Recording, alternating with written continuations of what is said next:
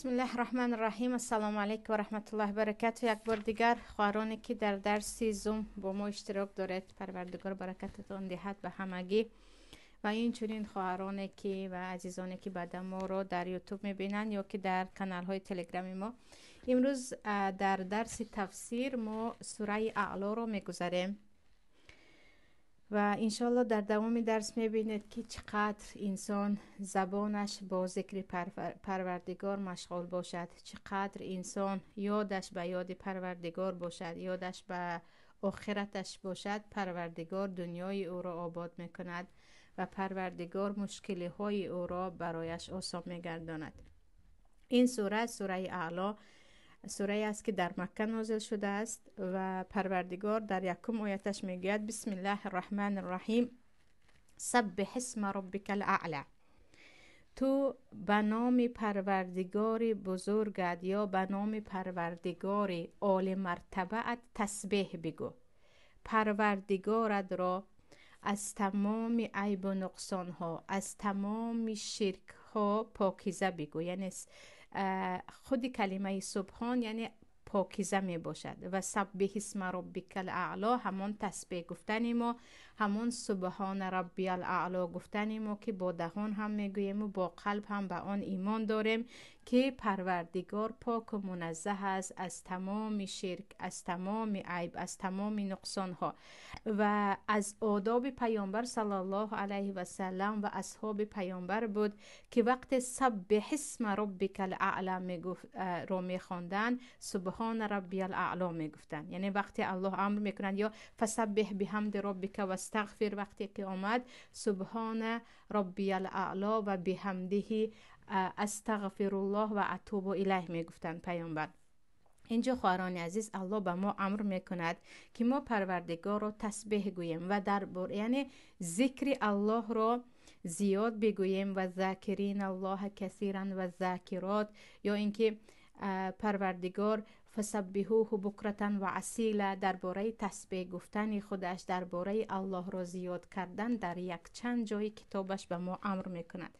و پیامبر صلی الله علیه و سلم میگویند هر قلبی که الله را یاد میکند، الله را ذکر میکند، و هر قلبی که الله را ذکر نمیکند مانند قلب مرده و زنده است. یعنی قلب های شما ای مؤمنان با تسبیح گفتن پروردگارتان زنده میگردد.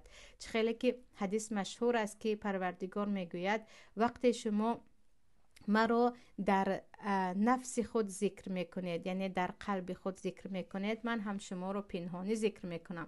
وقتی شما مرا در نزد مردم ذکر میکنید، من شما را در نزد فرشتگانم ذکر میکنم. وقتی بنده من لبهای خود را با ذکر من می جنباند یا حرکت می دهد، من در نزد بنده ام هستم. و پیامبر صلی الله علیه و سلم میگویند ذکر الله بالاتر از همه چیز است که شما دارید، حتی بالاتر از شهید شدن و به شهادت رسیدن.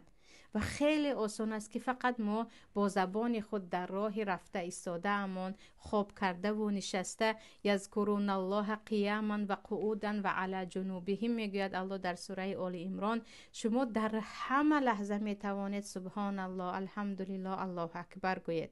و آنهایی که در حقیقت خالصانه با زبانشان ذکر الله میکنند و قلبشان هم مشغول با ذکر الله هست، میبینید که چقدر اگر گویند هم سخنهای آنها بجز سخنهای فایده آور چیزی نیست، اگر عمل کنند هم بجز عملهای صالح کار دیگر نمیکنند. و ذکر از شرطهایش این است که چی میگویی باید بدانی، نه اینکه مثل بعضی ها در دست تسبیح دارن اما فکر و خیال حتی چشمانشان این طرف و آن طرف بیجای هست. خداوند خودش میداند که تا چه اندازه اینها ذکرهای خالصانه میکنن.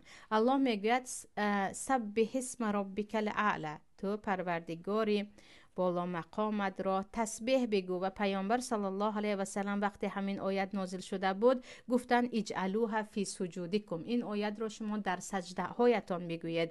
در دوامش خواهران عزیز وقتی الله میگه سبح اسم ربک الاعلی، یعنی به من و شما امر میکند که ما فسبح بحمد ربک العظیم بود آیت، آره سبحان ربی العظیم. همین آیت رو پیامبر میگن بعد از نازل شدن شما در رکوعهایتان سبحان ربی العظیم بگوید. و در دوامش الله میگه سبح اسم ربک الاعلی، یعنی پروردگارت را تسبیح بگو، سبحان ربی الله را زیاد بگو. در دوامش الذی خلق فسوى والذی قدر فهدى والذی اخرج المرء فجعله غثاء احوى، همان پروردگاری که بنده ها را یا مخلوقاتش را آفرید و در بهترین شکل آفرید. در مخلوقات پروردگار تو هیچ کمبودی نمیبینی و یگان ذات نیست، یگان انسان نیست در روی دنیا که مثل پروردگار چیزی را آفریده تواند. الذی خلق فسوى والذی قدر فهدى، و همان پروردگاری که هر یک چیز را به خوبی اندازه گیری کرد. آسمان به اندازه خودش به زمین باران می دهد، زمین به اندازه کافی برای مردمان از سبزه و میوه‌جات میدهد. هر یک چیز در این دنیا با اندازه خودش هست. والذی قدر فهدى، آن پروردگاری که همه چیز را اندازه گیری کرد و خوب هم اندازه گیری کرد، سپس مخلوقات را هدایت کرد، به آنها راه بدبختی و راه خوشبختی را نشان داد. بعضی علما میگویند نه، همان پروردگاری که همه چیز را تقدیر کرد و سپس بنده هایش را هدایت کرد، گروه را برای راست، گروهی را که لایق هدایت نیستند به بدبختی. الذی اعطى كل شیء خلقه ثم هدى، با همین معنا بعضی علما معنا میدهند که نه، اینجا معنای قدر تقدیر نبود، به اندازه اش هر یک چیز را آفریدن است. هر یک حیوان اندازه خودش را دارد. اگر حیوان از اندازه اش در دنیا زیاد شد، دیگر دنیا نابود می شود.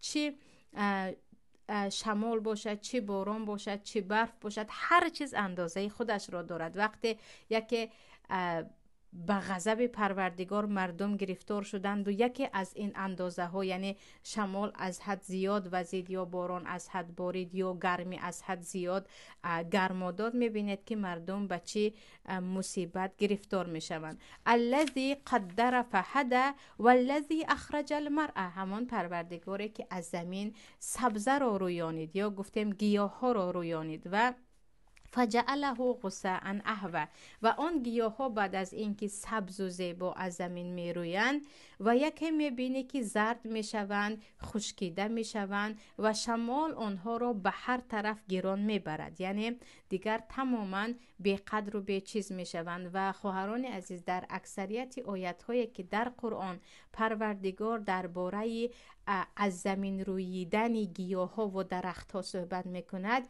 این اشاره است به حیات انسانیت. انسان ها هم خیلی خوشرو زیبا به دنیا می آیند، کمی نگذشته یا دیر نگذشته می بینید که پژمرده می شوند، ضعیف می شوند، خزان می شوند و از این دنیا جسمشان می رود تا اینکه در حیات برزخ زندگی کنند. و پروردگار می گوید ای مردم، در این آفرینش من که شمایان را چگونه آفریدم و در اندازه‌گیری من، یعنی در نظام دنیا که دنیا به کدام نظام رفته ایستاده است که صاحب دنیا پروردگار است، و در رویدن گیاه ها سپس خشکیده رفتن و از نو زنده شدن زمین، باز در زمستان مردن زمین و گیاه ها، برای شما پند و حکمت های هست که به این نگاه کنید. برای همین خواهران عزیز تفکر دربارهش پیشتر هم گفته بودیم. بعضی علما میگویند 1 ساعت درباره مخلوقات پروردگار، بزرگی پروردگار را در مخلوقاتش دیدن و تفکر کردن از چندین ساله عبادت بهتر است. و صاحبان تفکر، اونهایی که به مخلوقات الله نگاه کرده تفکر میکنند، بزرگی الله در قلب آنها زیاد میشود. و باز میگویم مایان مشکلی داره، ما درباره مخلوقات الله و بزرگی الله کمتر تفکر میکنیم. تفکر ما درباره عیب مردم است، تفکر ما درباره گذشته های از دستمان رفته که دیگر باز نمی آید، تفکر ما درباره آینده های هست که برای ما نامعلوم است و هرچی الله خواست می شود. کاش آینده رو به پروردگار، به دست پروردگار می سپاریدیم. گذشته ها رو دیگر فقط همچون عبرت، همچون درس استفاده می کردیم. فکر و ذکر خودمان رو با تفکر کردن درباره بزرگی الله، درباره بزرگی مخلوقات الله مشغول می ساختیم. در دوامش الله می گوید سنقرئک فلا تنسی الا ما شاء الله انه یعلم الجهر و ما یخفی. ای پیامبر الله، تو اصلا غم نخور که یک قرآن را فراموش میکنی. خواهران عزیز، از معجزه های پیامبر ما محمد صلی الله علیه و سلم به ابی و امی این بود که ایشان نه خوانده می توانستند نه نوشته می توانستند. از این خاطر، از اینکه نه خوانده می توانستند و نه نوشته می توانستند، وقتی جبرائیل آمده به پیامبر وحی می گفت، یعنی وقتی به پیامبر وحی نازل می شد، پیامبر گشته و برگشته آن را تکرار کردن می گرفتند که فراموش نکنند. برای همین در سوره قیامه هم هست لا تحرک به لسانک لتعجل به. معنای آیت همین است که خواهرا، ما برای تو قرآن را نازل کردیم، ما آن را در قلب تو جای می دهیم و تو آن را اصلا فراموش نمی کنی. و الله اینجا چی میگه؟ سنقرئک فلا تنسی. ما برای تو قرآن را می خوانیم، یعنی جبرائیل برای تو قرآن را می خواند و تو آن را فراموش نمی کنی. یعنی اصلا از اینکه یکی فراموش میکنم تو هراس نداشته باش. و خواهران عزیز، همینجا فلا تنسی این یک اعلان الله به پیامبرش هست که هر شریعتی که الله به پیامبرش داد، هر حکم شرعی که در اسلام هست، پیامبر اصلا آن را فراموش نمی کردن. الا ما شاء الله انه یعلم الجهر و ما یخفی. مگر الله چیزی را خواهد که یگان چیزی را الله از ذهن پیامبر فراموش نکننده است. و در دومش میگوید انه یعلم الجهر و ما یخفی. و پروردگار هر چیزی که آشکار است از عملهای شما، از گفته‌های شما، آن را می‌داند. و این چنین هر چیزی که پنهان است فقط خود شما می‌دانید، از کرده‌هایتان، از گفته‌هایتان. انه علیم بذات الصدور میگوید در آیت الله. هر چیزی که در قلب‌های شما حتی هست، هر چیزی که از خاطره‌های شما می‌گذرد، الله آن را هم می‌داند. و پروردگار چی میگوید؟ انه یعلم الجهر و ما یخفی. هر چیزی که ای بنده ها آشکار است و هر چیزی که ای بنده ها پنهان است، شما خودتان میدانید، من از آن آگاه هستم. پس احتیاط باشید. حتی قلب های شما که هر چیزی که در آن است، این یک نعمت پروردگار که هر چیزی که از قلب شما گذشت، از ذهن شما گذشت، تا زمانی که عزم به کردنش نکردید، الله به آن شما را جزا نمیدهد. وگرنه ما با قلب و با ذهن خود هم خیلی گناه ها داریم که از این خودمان آگاهیم، پروردگار آگاه است. پس وقتی از قلبتون چیزی از گناه و بی حیاگی میگذرد، وقتی از ذهنتون چیزی از حیا و از گناه و بی حیاگی میگذرد، وقتی تنها به تنها، خصوصا در زمان اینترنت پر از فتنه، با تلفنتون ماندید، چیزی رو میبینید که خودتون میدانید که گناه هست، یقین بدانید انه یعلم الجهر و ما یخفی. پروردگار الان آگاه است از قلب شما، از همین پنهان گناه کرده های شما. و نیسرک للیسری. و این بشارت است برای پیامبر و برای مؤمنان. الله میگه ای پیامبر من برای تو راهی خیلی آسان را نشان میدهم، برای تو شریعت میدهم که در آن همش آسانی هست، همش برای نجات مردم است و تو را برای عمل کرد کارهای خیر راهنمایی میکنم.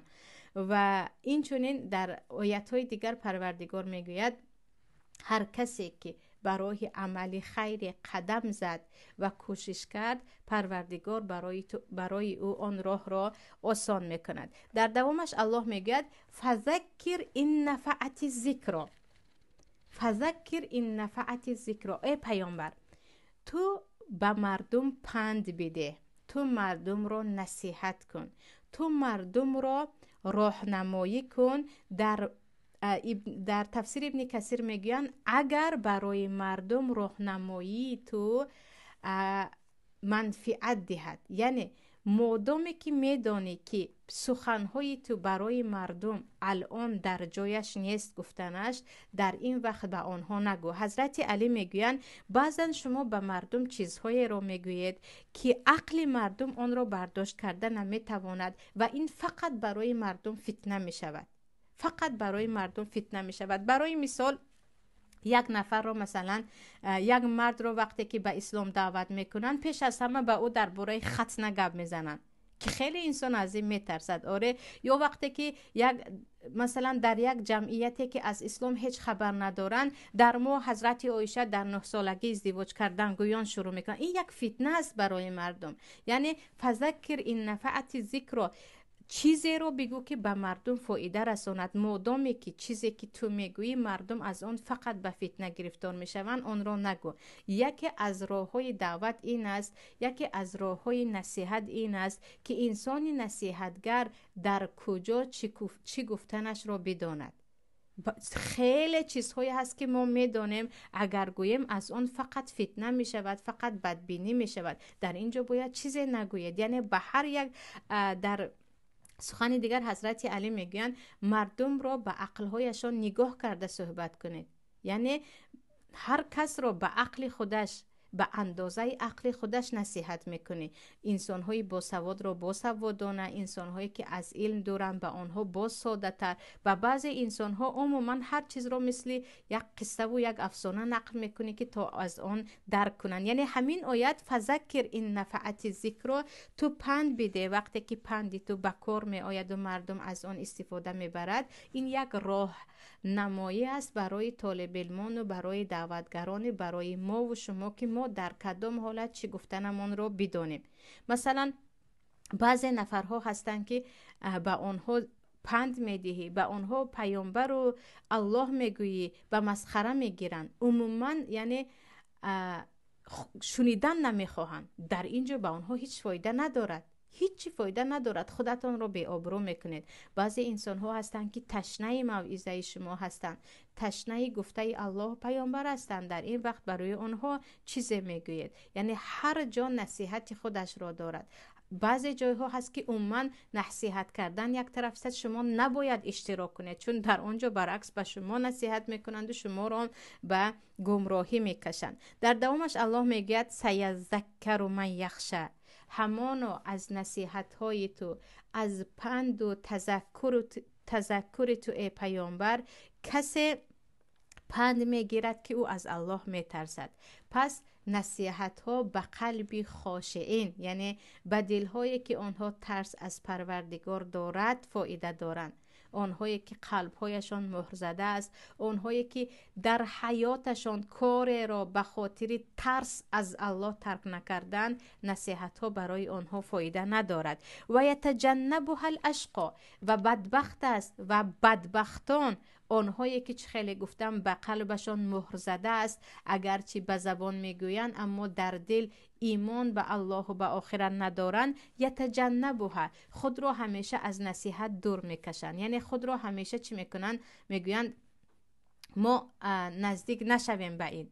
یعنی هر جایی که پند و نصیحت است، بعضی ها همیشه از آن دورن، از آن همیشه میگریزن. به خاطر چی؟ برای اینکه بدبختن، برای اینکه در حقیقت بدبخت هستند. یا گفتیم گناه های آنها سبب این گونه از سیاه شدن قلب های آنها هست و گناه هایشان اجازه نمیدهد که در سخن الله و سخن پیامبر گوش و قلب آنها گشاده شود.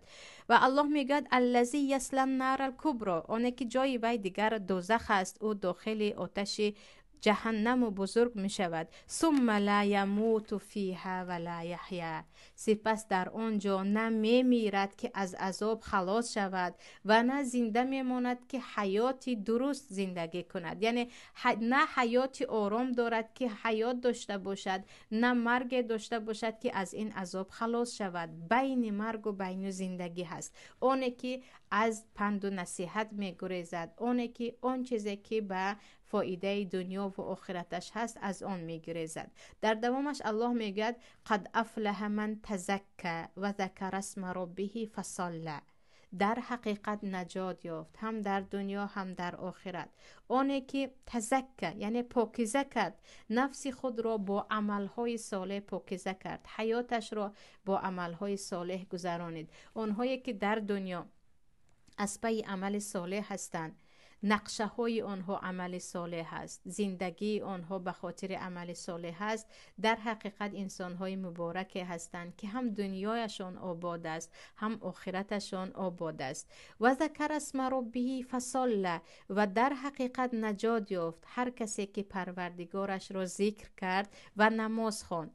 و از ذکرهای بالاترین چه است؟ نماز است. و ببینید که پروردگار چی میگوید؟ نجات یافتگانید ای بنده های من، وقتی شما زبانتان با ذکر مشغول است و شما در نماز هستید، نمازهای 5 وقته رو در وقتش میخوانید و قلب شما، ذهن شما، زبان شما با ذکر پروردگار مشغول است. و درباره ذکر پروردگار خواهران عزیز گفته گذاشتیم که با ذکر پروردگار شما درجهتان در نزد الله بالا می شود. با ذکر پروردگار قلب شما قوی می شود. با ذکر پروردگار شما روحاً قوی می شوید که نه هر غم های دنیا رو پروا می کنید.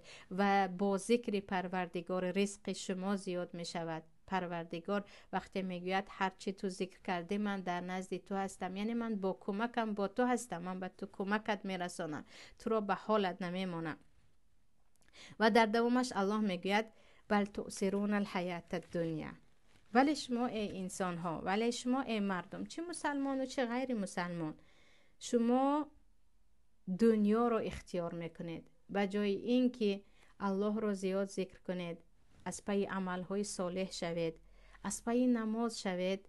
بل تؤثرون الحیات الدنیا، شما از پی دنیا هستید، شما از پی طلب دنیا هستید، شما از پی کارهای دنیا هستید. یعنی اساساً حیات شما، روش شما این چی هست؟ این دنیا هست. مگر اینکه الله عده را به رحمتش بگیرد و آنها به آخرت مشغول باشند. پیامبر صلی الله علیه و سلم میگن، حدیث در مسند احمد است، هر کسی که میگن دنیا را دوست داشت به آخرتش ضرر دارد، هر کسی آخرت را دوست داشت به دنیایش ضرر دارد. شما آن چیزی را برای خود اختیار بکنید که پاینده است، همیشه هست، فنا شدنی نیست. معنیش چی است؟ آنهایی که اهل دنیا هستند برای آخرت وقت ندارند. آنهایی که زندگیشان فقط خوردن است، خوش رو پوشیدن است، در خانه های زیبا زندگی کردن است، آنها خیلی و خیلی از آخرت عقب مانده اند. تقریبا اگر شتاب همون نماز 5 وقتشون که والله علم برای مردم است یا برای چیزی دیگر نخوانند، هیچ خیری در آنها نمیبینید به جز آبادی دنیاشون. انسان هایی هستند که هر سال ماشین نو میکنند، هر سال مدل خانه خود را نو میکنند، هر سال یک توی از حد پرخرج و باز در نزد مردم خیلی از این توی من تعریف کند با حشمت میگذرانند. یعنی آنهایی که مشغول پول دنیا هستند و آبروی دنیا هستند و کفکوبی مردم دنیا هستند، از آخرت خود خیلی عقب ماندن. برعکس این، آنهایی که اهل آخرت هستند، برای آخرت زندگی میکنند، از دنیا عقب ماندن. والله خواهران عزیز، هر استادی که شخصا من در نزدش درس خواندم، چی زن باشد چی بعضی از شیخا باشن الله حفظ کند که در کنارشان بودیم و شخصا من به خانه‌هایشان رفتگی هستم، در خانه‌های آنها نه از آن پرده های قیمت میبینید، نه از آن ظرف و دیگ و طبق‌های قیمت میبینید، نه در لباسهایشان لباسهای نو میبینید، نه حتی در فرزندانشان لباسهایی که یعنی دیده بگوید این یک کودکی مثلا یک آدمی پولدار است یا گفتیم یک با آبرو هست نمیبینید. یعنی دنیا رو پشت سر کردن و بعضیش میگن در حقیقت وقت ندارم. و در خاطرم هست الله حفظش کند، استاذه در مصر، استاذه قرآنمون، شاید خواهرانی که در مصر با ما بودن در خاطرشون باشد، هر طالب علمی که سفر میکرد رفته لباسهای او را میخرید و از همون لباسها میپوشید. هم میگفت ارزانتر است، هم یعنی برای اون طالب علم کمک میکنم با پولم. هیچ از پای لباس نو نبود. در خانهش هم اگرچه چند فرزند داشت و شرایط هم داشت که شوهرش مهندس بود، هیچ نمیدیدید که وای از پای یگان چیز رو نو کردن باشد. همش با طالب علم، پگاهی روزی درس، بگاهی روزی درس، دوادوی. با فرزندها هم اساسا مشغول درس که کودکانم چی کتاب خواندند و چگونه هستند. و اینجا این حدیث پیامبر رو من شخصا خودم شاهد هستم که آنهایی که از پی آخرت هستن آنها دنیای آباد ندارن. یعنی خوردن و پوشیدن و چه خیلی گفتم معرکه و تویهای با حشمتی که برای وی ماه‌ها سالها میرود ندارن. برعکس کدام خواهری که دیده باشم که از پی دنیا هست، فکر و ذکرش خانم رو خوش رو کنم و معرکه خوش رو گذرانم و لباس خوش رو پوشم هست، میبینم که برای آخرت در او چیز دیده نمی شود. یعنی در حقیقت عقب مانده های آخرت. و از این یعنی باید برای ما درس بشود. تو اگر اهل آخرت باشی به آبادی دنیا کوشش نمی کنی، به هر حالت دنیا می گذرد، علل خصوص در مسافری.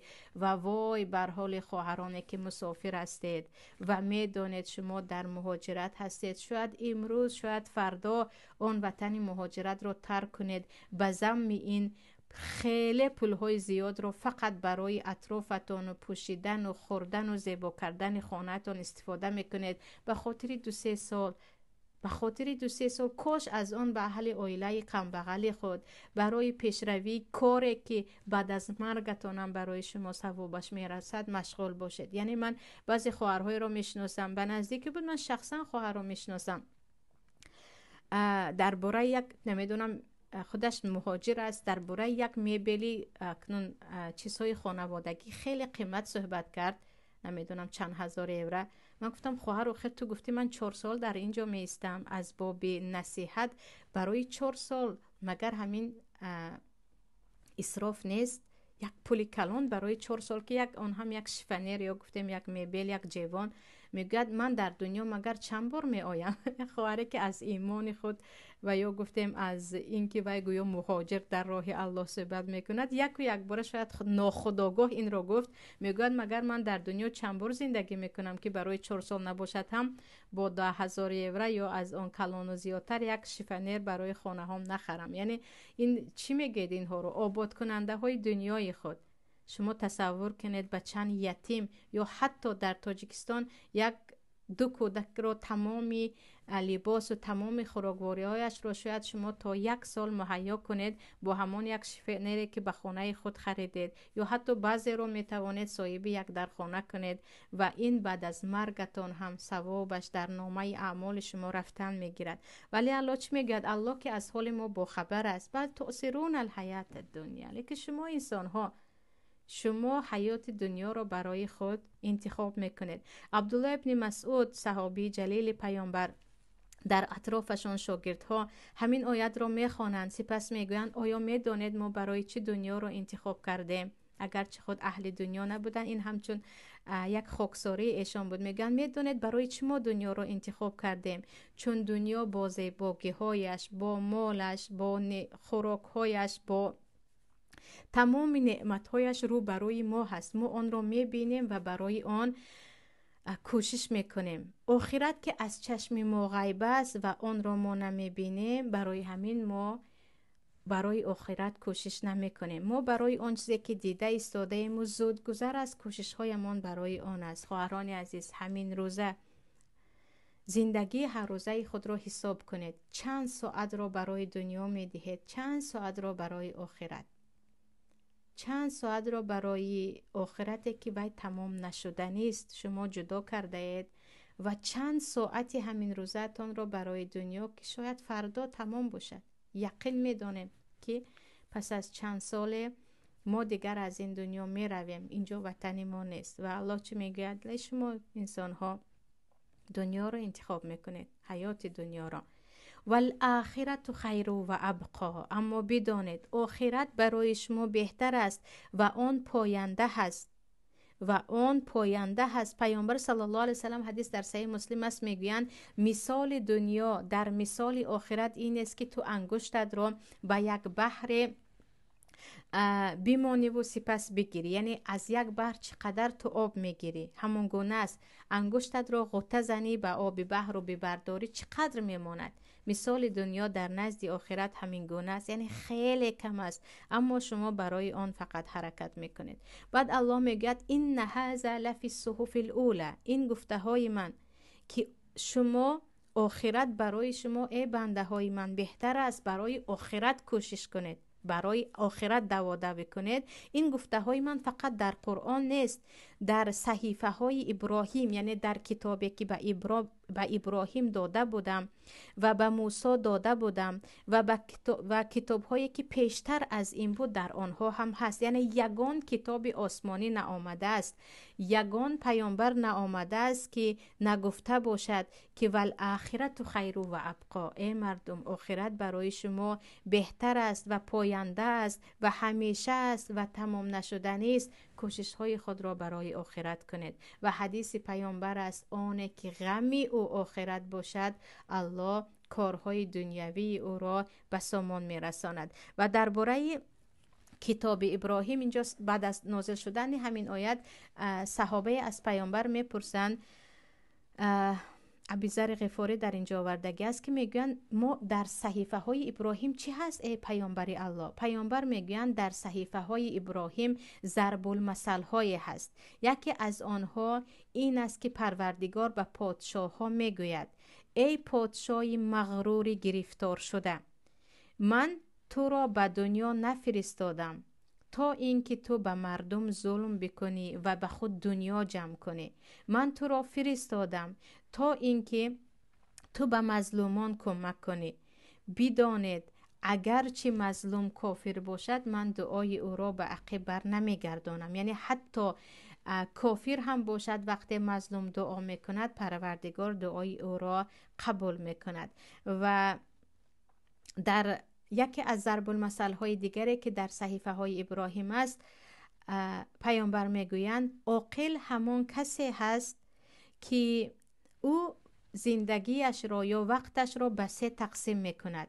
یک قسم وقتش را برای عبادت پروردگارش، یک قسم وقتش را برای خودش را محاسبه کردن که تو چیکار کردی، چیکار باید بکنی، و یک قسم دیگری وقتش را برای فکر کردن درباره مخلوقات پروردگار و درباره دنیاش. یعنی تمام عمرش را فقط به عبادت هم نمیدهد، تمام ساعتش را برای طلب دنیا هم نمیدهد. همین گونه درباره صحیفه های ابراهیم خبر میدهند و در دوامش میگن اما الله به شما قرآن داد که الله چی میگوید؟